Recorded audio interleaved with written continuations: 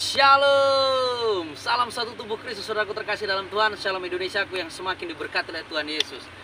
Saudaraku terkasih, para pemirsa, pencinta, dan pendukung channel YouTube Refriend Muhammad Paulus Tambunan dimanapun berada, bagaimana kabar saudaraku saat ini? Sudah lama sekali saya tidak pernah punya waktu dan kesempatan untuk membuat video satu renungan firman Tuhan yang panjang untuk saya bagikan untuk seluruh saudaraku terkasih dimanapun berada melalui channel YouTube ini. Saya hanya bisa berbagi video pendek. Saya hanya bisa upload video short hampir setiap hari. Di sela-sela pelayanan saya dari Sumatera, Jawa, dari dalam atau luar negeri, kemanapun saya pergi, Tuhan perintahkan untuk memberitakan Injil Kerajaan, untuk membawa jiwa-jiwa datang kepadanya. Saya hanya punya waktu dan kesempatan untuk membuat video pendek atau video short. Tapi di kesempatan siang hari ini, hari Selasa 6 Agustus 2024, saya sangat ingin berbagi firman dengan saudaraku dimanapun berada. Di dalam kitab Pengkhotbah pasal yang ketiga, ayat yang pertama, dikatakan begini: segala sesuatu ada waktunya, dan untuk apapun di bawah langit ada masanya. Jadi saudaraku terkasih dalam Tuhan, kitab Pengkhotbah pasal yang ketiga berbicara tentang ada waktu untuk segala sesuatu di tengah-tengah kehidupan di dunia ini. Dan segala sesuatu yang di bawah langit yang diciptakan oleh Tuhan Allah yang Maha Kuasa itu ada masanya. Ya, dijelaskan di sana ada waktu lahir, ada waktu mati, ada waktu sakit, ada waktu sehat, ada waktu membunuh, ada waktu berperang, ada waktu damai, segala sesuatu ada waktunya. Nah, pertanyaan saya untuk kita orang-orang percaya, seberapa banyak waktu dalam hidup kita berikan kepada Tuhan?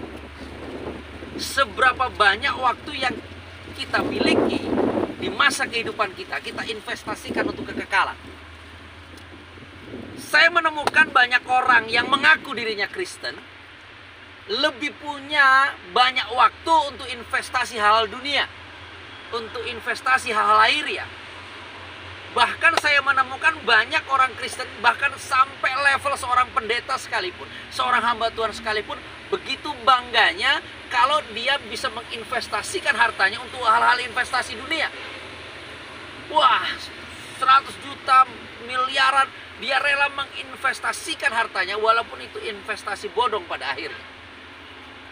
Berbeda dengan sikap dan respon di saat diajak menginvestasikan waktu dan hartanya untuk investasi kerajaan kekekalan, untuk pemberitaan Injil, untuk menyatakan kasih, untuk menyatakan kebenaran dan segala sesuatunya. Sangat sedikit orang yang terpanggil untuk berani bayar harga, untuk berani menginvestasikan harta kekayaannya untuk kerajaan surga. Nah, saudaraku terkasih dalam Tuhan, bayangkan berapa lama lagi sih kita hidup di dunia ini? Kalau saya hari ini berusia 47 tahun, saya menjalani usia 47 tahun. Kalau menurut Mazmur 90 ayat 10, usia hidup manusia hanya 70 tahun. Berarti 70 dikurang 47 tahun, hanya sisa 23 tahun lagi. Kalau dikasih usia 80 tahun oleh Tuhan, berarti 33 tahun lagi. Tapi pertanyaannya, apa yang bisa saya lakukan sebagai seorang hamba Tuhan, sebagai seorang gembala, sebagai seorang misionaris, bahkan sebagai orang percaya selama sisa hidup saya? Berapa banyak waktu yang saya investasikan untuk kekekalan?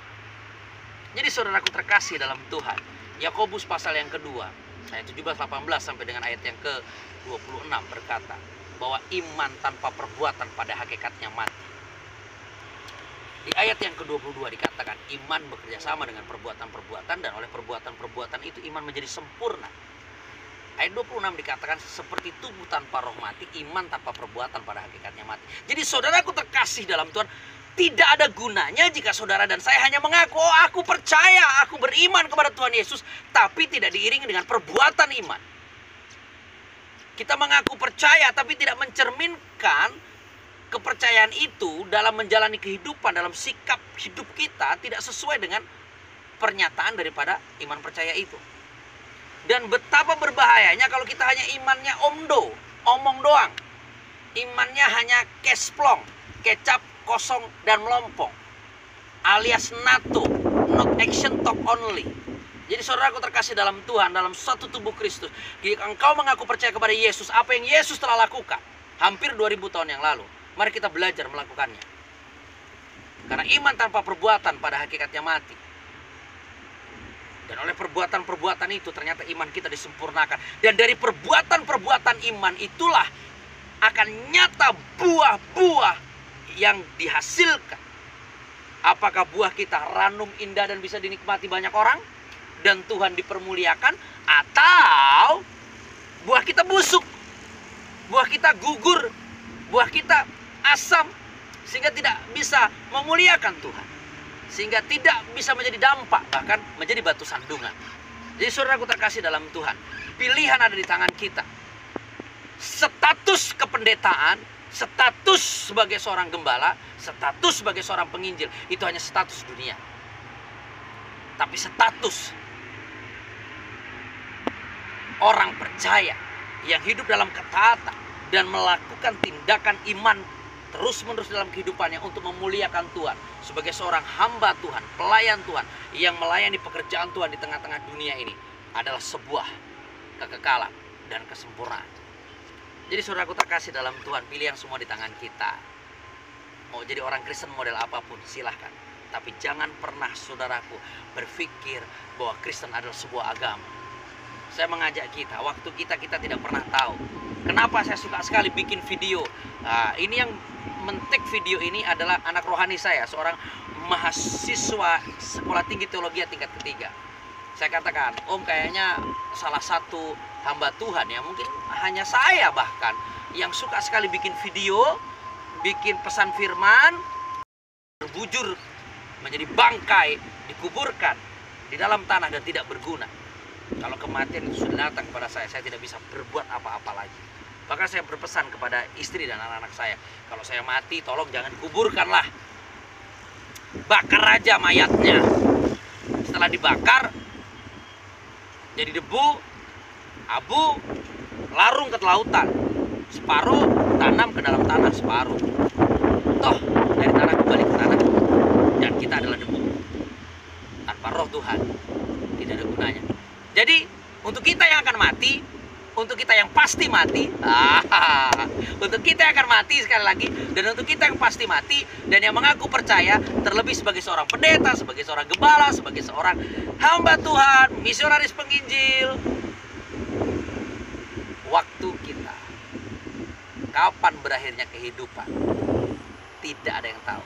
Untuk itu mari kita bergiat, mari kita bergerak maju, mari kita terus beritakan Injil Kerajaan, mari kita terus menuai Indonesia, mari kita terus mengumpulkan bersama Bapa, menuai Indonesia Raya, membawa shalom dan lawatan, membawa kabar baik, menyatakan tahun rahmat Tuhan, sehingga Indonesia akan semakin penuh dengan kemuliaan, Indonesia penuh dengan damai sejahtera, Indonesia penuh dengan sukacita. Jadi saudaraku terkasih dalam Tuhan, ingat segala sesuatu ada waktunya. Segala sesuatu yang di bawah kolong langit ini ada masanya. Kita pasti mati. Tapi kalau mati kemana? Status pendeta tidak menyelamatkan, status penginjil tidak menyelamatkan, status gembala tidak menyelamatkan. Yang menyelamatkan adalah iman percaya. Untuk itu mari kita kerjakan keselamatan selagi kita masih hidup. Karena iman tanpa perbuatan pada hakikatnya mati. Salam kemenangan. Salam satu tubuh Kristus. Tuhan Yesus berkati. Shalom.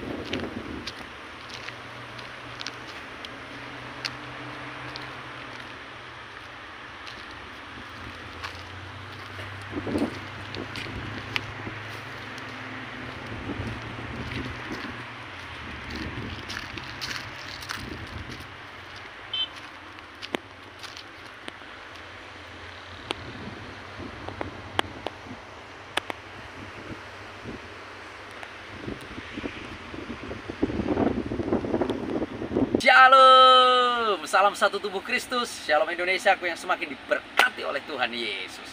Saudaraku terkasih dalam Tuhan, melalui video pendek ini saya secara pribadi dan juga lembaga ingin mengucapkan terima kasih yang sebesar-besarnya untuk seluruh saudaraku terkasih dalam satu tubuh Kristus, dimanapun berada, keluargaku, sahabatku, jemaat terkasih, dan juga anak-anak rohani dimanapun berada, yang terus memberikan dukungan dalam doa dan juga dana untuk kami terus boleh bergerak maju memberitakan Injil kerajaannya. Terima kasih untuk setiap dukungan doa dan dana yang telah saudaraku terkasih, keluargaku terkasih berikan kepada pelayanan misi penginjilan.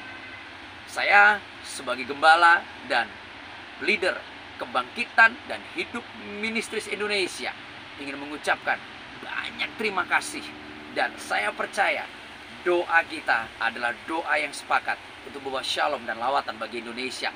Dan setiap saudaraku yang telah memberikan persembahan misi untuk penginjilan, saudaraku terkasih yang telah menabur berkat keuangan untuk mendukung pelayanan misi Reverend Muhammad Paulus Tambunan dan juga Kebangkitan dan Hidup Ministries Indonesia, pasti akan diberkati berlipat kali ganda seperti janji firman-Nya. Mari terus kita bersama, kita bangun unity. Mari kita terus saling memberkati, saling menopang, karena bersama kita bisa membawa shalom dan lawatan untuk Indonesia. Salam kemenangan, salam satu tubuh Kristus. Tuhan Yesus semakin memberkati. Shalom.